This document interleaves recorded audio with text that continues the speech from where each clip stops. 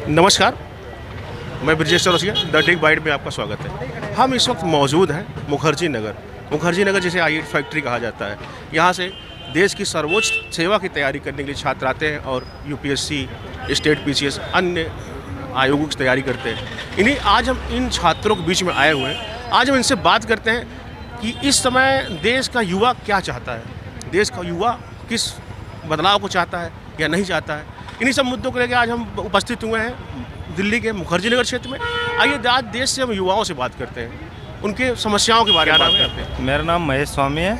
मैं वैसे राजस्थान का निवासी हूँ और यहाँ यूपीएससी की प्रिपरेशन चल रही है। यूपीएससी का आपने भी तैयारी जो है कोई अटेम्प्ट वगैरह दिया? नहीं, अब की बार पहला अटेम्प्ट है। इस बार कितनी पोस्ट आई हैं? 1200 के अराउंड पोस्टेज हैं अब की बार। तो क्या क्या सब्जेक्ट हैं आपके? मेनली वो यूपीएससी वाला सिलेबस होता है कि पहले प्री 3 फेज में होता है एग्ज़ाम, कि पहले प्री और प्री में 2 होते हैं, जीएस और सीसेट का। तो जीएस में समसामयिक घटनाएं आती हैं। मेंस के क्या आपके मेंस के सब्जेक्ट क्या हैं? मेंस में मेनली 4 तो सामान्य अध्ययन के पेपर होते हैं, 2 ऑप्शनल के होते हैं, 2 क्वालिफाई और 1 आईसीए का पेपर होता है। अच्छा, ये बताइए, आज जो है चुनाव की घोषणा हुई। राजीव कुमार अपने मुख्य चुनाव अधिकारी, आज उन्होंने प्रेस कॉन्फ्रेंस किया, प्रेस कमिट किया। उसमें उन्होंने जो है आज पूरा 7 चरणों में चुनाव जो है 19 अप्रैल से चुनाव होने हैं। इस बार देश का युवा क्या सोचता है? मेन चीज़ तो ये है कि मतलब देश के विकास का मुद्दा हमेशा से हर व्यक्ति के लिए ये सोचने का विषय है। आप क्या सोचते हो? देश का युवा क्या? देश का युवा 2 तरह से सोचता है। एक देश के लिए, एक खुद के लिए भी सोचने का मजबूर करता है एज के बाद में, कि युवा को बेरोजगार मिल रहा है कि नहीं, समाज में क्या प्रतिष्ठा है उसकी, और उसके लिए सरकार द्वारा क्या स्कीम्स आ रही हैं कि उसको बेनिफिट मिले। चला गया भाई। तो ये बताइए, इस बार युवाओं का जो है मेन मुद्दा क्या रहेगा, किस मुद्दे पर वोट करेगा वो युवा?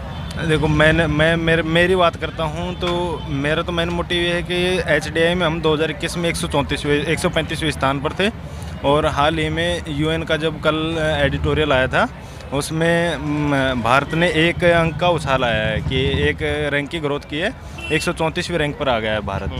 तो ये मतलब बहुत अच्छा मुद्दा है कि मतलब मानव संसाधन में ग्रोथ जो परिलक्षित हुई है, यूएन ने भी ये चीज़ कही है, तो एक अच्छी चीज़ है। अभी एक जो है सर्वे हुआ था, CDSS ने सर्वे किया था, और सर्वे में ये पाया गया था कि 36% युवा जो है कह रहे हैं हमारी सबसे बड़ी समस्या इसमें बेरोजगारी है। 16% युवा कह रहे हैं हमारी समस्या महंगाई की है, और 13% युवा गरीबी को मान रहे हैं।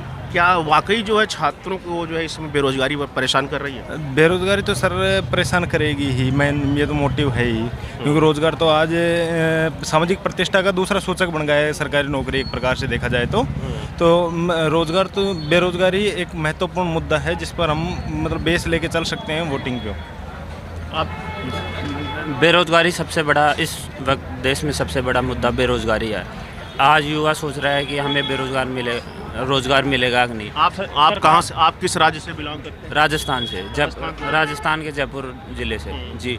तो देश का युवा सोच रहा है कि हमें रोजगार मिले, जिस चीज़ की हम जो मतलब जिस तरह से अब वैकेंसीज घटाई जा रही है। मतलब पहले जितनी एसएससी देख लो, आप यूपीएससी देख लो, किसी टाइम पे पहले की सरकार में बहुत ज़्यादा वैकेंसी आते हैं और प्राइवेटाइजेशन की ओर है। तो युवाओं का एक बड़ा धरा मतलब प्राइवेट सेक्टर की ज़्यादा फोकस कर रहा है बेरोज़गारी की वजह से, क्योंकि एक टाइम बाद में 25 साल 26 साल बाद में आदमी सेल्फ डिपेंडेंट होना चाहता है, फैमिली प्रेशर हो, कुछ भी हो, तो उसकी वजह से सेल्फ डिपेंडेंट हो। और आज देश में बेरोज़गारी बहुत भयंकर मुद्दा है। तो इस बार युवा जो है बेरोज़गारी पे वोट पे चोट करेगा? संभावना तो यही है। आपके नज़रिए से जो है इस समय देश में जो है पीएम कैंडिडेट कौन बेस्ट साबित हो सकता है? मेरे अकॉर्डिंग तो मेरे को तो मोदी जी अच्छे लगते हैं पीएम कैंडिडेट के लिए। 10 साल आपने देखा मोदी जी के, 10 साल आपने कांग्रेस देखे। जिस हिसाब से अभी भाई ने बताया जो है वैकेंसी जो है कम की जा रही है, घटाई जा रही, बेरोजगारी का मुद्दा बना हुआ है, फिर किस रूप में आप जो देखते हैं कि पीएम मोदी जो है सुटेबल है? 2014 के बाद से जो फाइनेंशियल सेक्टर देखा जाए तो उसमें इतनी ग्रोथ हुई है, अभूतपूर्व ग्रोथ की है हमारे देश ने, तो वो एक मतलब बहुत अच्छी चीज़ हुई है देश के लिए वित्तीय सेक्टर में, कि आज हम हर जगह डिजिटल पेमेंट कर सकते हैं ये वाला मुद्दा हो गया। दूसरी चीज़ की वैकेंसी वाला कि प्राइवेटाइजेशन क्यों हो रहा है, तो प्राइवेटाइजेशन के लिए एक थिंक टैंक काम करता है पहले, नीति आयोग। तो जब वो खुद ये अमिताभ कांत जी जो पूर्व नीति आयोग के वो अध्यक्ष थे, उनने खुद ने 2 प्रकार के सेक्टरों में डिवाइड किया था, CPSE फर्स्ट और CPSE सेकंड, जिनमें एक में धीरे धीरे विनिवेश करना था और एक में ऐसा करना था कि उसका प्राइवेटाइजेशन किया जाए और उससे जो पैसा प्राप्त हो वो सामाजिक विकास की ओर मतलब प्रसारित किया जाए। जी, आप क्या कहना चाहते हैं? किस बारे में? यही जो है कि देश जो है इस बार, अभी इन्होंने कहा कि जो है इस बार PM कैंडिडेट का बेस्ट चेहरा आप किसे देखते हैं? वैसे तो मोदी जी हैं। इसी टाइम पे अगर सबको एक जगह देख के वो करे कि वंशवाद या किसी परिवारवाद से हटकर अगर आज भारत विश्व में भारत का नाम किसी ने किया है तो वो मोदी जी हैं। उनमें से सबसे बेस्ट कैंडिडेट है मोदी जी। अगर कोई आता मतलब दूसरा, अभी तक तो मोदी जी हैं। दूसरा तो ये बताइए, आपने कहा वंशवाद का, तो जैसे वंशवाद में देखा जाए तो अमित शाह के लड़के इसमें BCCI चेयरमैन हैं, तो आप इस पर क्या कहेंगे? पर वो पॉलिटिकली एक्टिव थोड़ी है। मतलब एक राजनाथ सिंह के जो है बेटे जो है पंकज सिंह जो है सांसद भी रह चुके हैं। मतलब BJP हो चाहे कांग्रेस, नहीं थोड़ा बहुत परिवारवाद हमेशा से रहा है, चाहे पहले के टाइम से अपन देख रहे हैं। लेकिन BJP में इतना परिवारवाद नहीं है जितना कि और अदर पार्टी है, जैसे अपन कांग्रेस जैसे समाजवादी पार्टी। कांग्रेस जो है 10 साल जो है 10 साल इसके पहले शासन किया, पर अपने जो है परिवार से किसी को न PM कैंडिडेट, यहाँ तक कि राहुल गांधी ने एक भी मंत्रालय भी अपने हाथ में नहीं लिया था। इस पर क्या कहेंगे? तो इस पर ये है ना, मतलब रिमोट कंट्रोल सरकार थी 2004 से 2014 तक। तो मतलब हर जो डिसीजन होता था वो तो सोनिया गांधी स्वयं लेती थी और खुद लेती थी, और उन्होंने तो कैंडिडेट ही ऐसा उतारा कि मनमोहन सिंह वाकई काबिल तारीफ थे फाइनेंस के हिसाब से, लेकिन उन्होंने वो तो एक रिमोट कंट्रोल PM थे ना। तो ये आपने हम बात कर रहे थे कुछ छात्रों से, आइए भाई साहब से बात करते हैं। जी, क्या नाम है आपका? गोपाल मिश्रा। जी गोपाल जी, इस समय जो है आज जो है चुनाव की घोषणा हुई, लोकसभा चुनाव की, और इस समय युवाओं क्या करते हैं आप? हम UPSC की तैयारी करते हैं। तो इसमें युवाओं की मेन क्या सोचता है युवा 2024 में? क्या युवाओं देखो, क्या डिमांड है, क्या मांग है युवाओं? डिमांड तो यही है कि अच्छी एजुकेशन सिस्टम, जैसे कि यूपी में भी देख रहे हैं आप पेपर आउट हो रहा है बहुत ज़्यादा, तो केवल रोज़गार को लेके युवा के माइंड में केवल रोज़गार है। तो अपना बहुत लोग पढ़ाई लिखाई छोड़ के अपना छोटा छोटा बिजनेस कर रहे हैं, पढ़ाई से भाग रहे हैं। आपको क्या लगता है कि मोदी सरकार 10 सालों में जो है युवाओं को जो है रिझाने में, ये रोज़गार देने में असफल रही है? हाँ, असफल रही है पूरी तरीके से। अभी जैसे यूपी का प्रकरण देख लीजिए, यूपी में लगातार जो है पेपर जो है कैंसिल हो रहे हैं, ठीक है, 6-6 महीने पोस्टपोन हो रहे हैं, पेपर लीक हो रहे हैं। एक युवा यहाँ पे मिनिमम जो है 10 से 15 हज़ार रुपये पर महीने जो है कहीं से भी व्यवस्था करके लाता है और अपना पढ़ाई कंटिन्यू करता है। 6-6 महीने का लेट होने के बाद 1,20,000, 1.5 लाख, 2 लाख उसके बर्डन बढ़ रहा है। इस पर क्या कहेंगे? इस पर कहेंगे, अभी तो ये दिल्ली का आपने बता दिया कि 10-15 हज़ार हर महीने खर्चा होता है।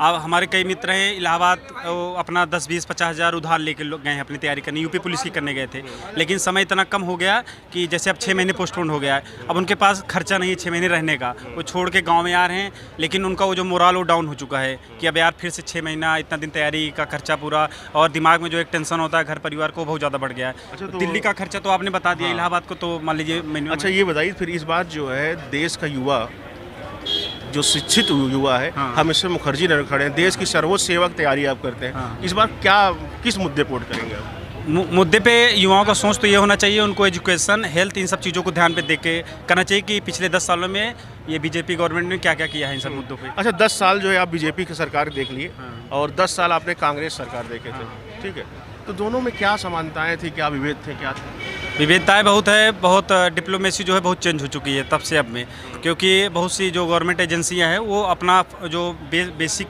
वर्क होता है वो नहीं कर रही हैं, चाहे वो इलेक्शन कमीशन हो, चाहे वो बहुत सी वैसे छोटे छोटे इंस्टीट्यूट हो, CBI हुआ, ED हुआ, ये सब, और वो अपना बेस लेवल पे जो काम करती है, पक्षपात नहीं करती थी पहले, थोड़ा पक्षपात बढ़ गया है। अच्छा, पक्षपात बढ़ गया। और इस समय DY चंचूड़ कमेटी ने इलेक्टोरल बॉन्ड को जो है निषेध कर दिया, वैध कर दिया।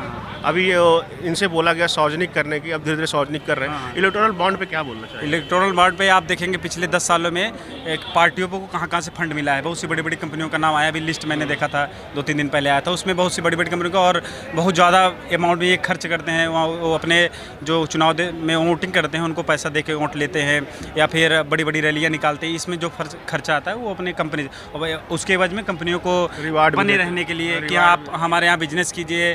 जैसे वैक्सीन जो वैक्सीन बनाई कंपनी, वो भी बहुत बड़ा फंड दी थी, 500 करोड़ रुपए 500 करोड़ का। तो ऐसे बहुत सी कंपनियां हैं उनके वजह में आज आपने देखिए जो कॉर्पोरेट सेक्टर में जितने बड़ी बड़ी कंपनियां हैं। अच्छा, राहुल गांधी लगातार भारत जोड़ो न्याय यात्रा कर रहे हैं और वो देश के युवाओं के लिए बहुत सारे कमिटमेंट भी कर रहे हैं। अभी उन्होंने कहा है कि अगर हमारी सरकार बनती है हम 30 लाख सरकारी पद तत्काल रूप से तत्काल प्रभाव से भरेंगे, बाकी अप्रेंटिसशिप के माध्यम से जो है कई जो है रोजगार देंगे। इस पर क्या कहना चाहिए? देखिए, सभी जो पार्टियां होती हैं इलेक्शन से पहले अपनी मैनिफेस्टो जारी करती हैं। तो कांग्रेस ने भी अभी जारी किया, उसमें भी कहा कि हम इतना रोजगार देंगे, इसी सेक्टर में अपना वो एम्प्लॉयमेंट देंगे।